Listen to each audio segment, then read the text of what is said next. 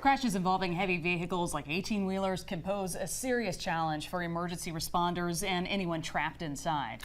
That's why this week the St. George Fire Department is training their firefighters by going through a series of scenarios that could ultimately help them save your life. Here's Georgia Peck. This wreck in Central last April took responders 3 hours to pull a truck driver out into safety in what the Central Fire Department calls their most complex rescue operation in decades.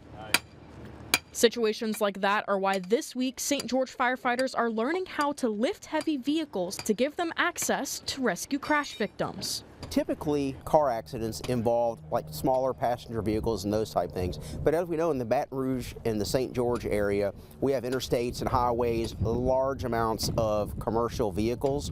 And so when those larger vehicles get into collisions with that kind of weight and force, it can generate a lot of damage and people trapped extensively. Russell Schultz, Chief of Special Operations at the St. George Fire Department, says instructors from out of state came down to teach firefighters some new techniques.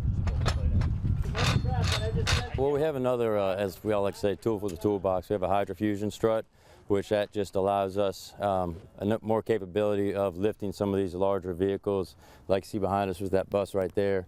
They're working on with the hydrofusion strut. They're chaining the axles and they're able to lift it with the use of hydraulic pressure. Michael Morgan has responded to rescue operations involving heavy vehicles before and says this training expands their understanding and capabilities so they can better be there for the citizens of East Baton Rouge Parish. I mean, we've had some pretty bad rollovers on Highland Road to where victims are trapped in there. It's been in the past where we may not have had this equipment, and now that we have this equipment that we can actually get to patients quicker and you know, just help them, aid them in their needs. And when intense situations happen in the real world, Schultz says it's never just one agency responding, which is why later this week they'll have firefighters from Baton Rouge, Central, Prairieville, and other departments joining them in the training. So just like this week, training together, we respond together, and this kind of training will save lives, not just because of the techniques, but developing the partnerships that we need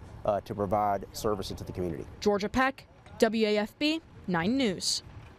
We're told Roadrunner Towing helped make today's training possible.